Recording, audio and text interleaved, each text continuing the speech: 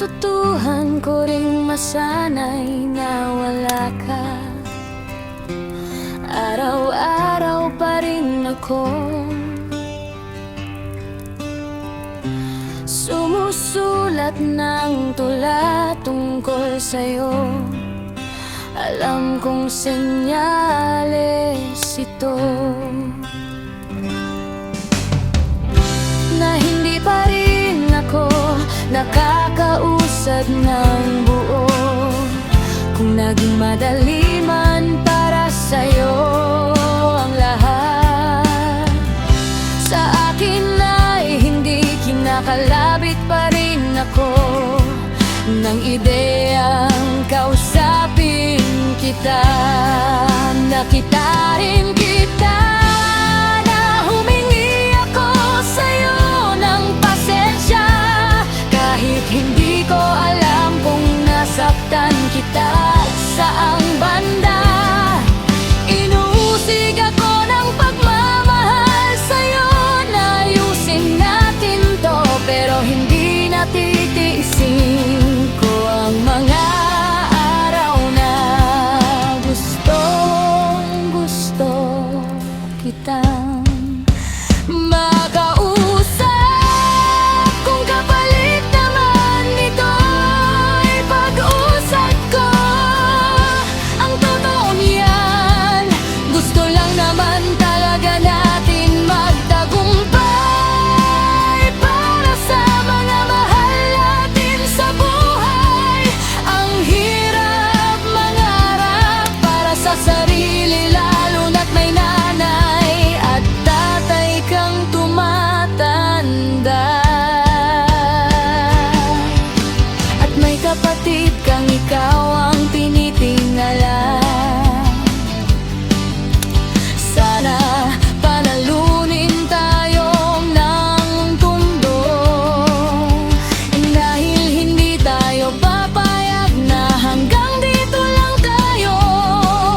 At sana sa susunod na taon, hindi na tayo masabik sa katitik na atensyon.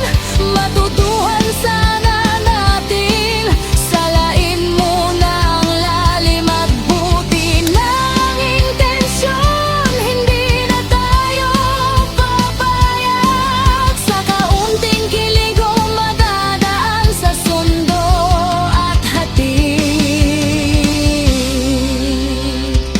Ang totoo niyan, baka kailangan muna nating ayusin ang sarili, dahil masyado tayong sabik kapag nakararamdam tayo mula sa iba ng pag-ibig. Kung mayroon man akong natutuhan ngayong taon, marahil ay handa na tayong umibig.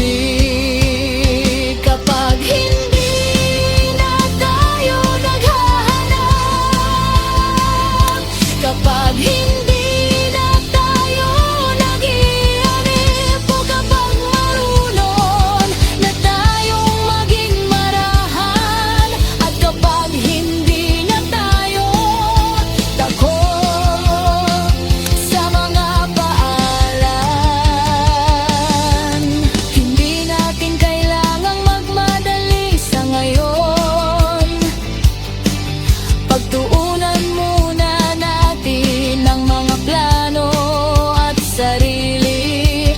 Hindi kita kayang tiisin sa tuwing nakararamdam ako ng pagkadismaya. Sinasantabi ko to kasi mas pinipili kita. Mas mahalaga ka kaysa sa lungkot o sa anumang pwede kong maramdamang takot. Madalas sinasarili ko na lang yung galit, takot kasi akong ikaw